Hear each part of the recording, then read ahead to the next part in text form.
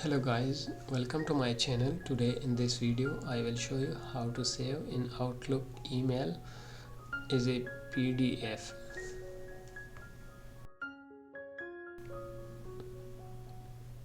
Open Outlook app.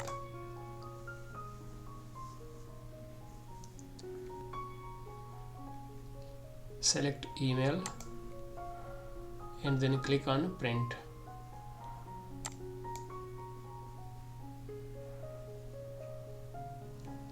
In the printer drop down, select save as PDF.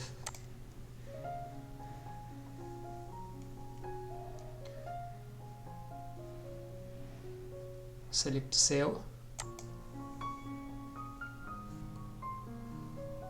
Choose a folder for your PDF and enter a file name.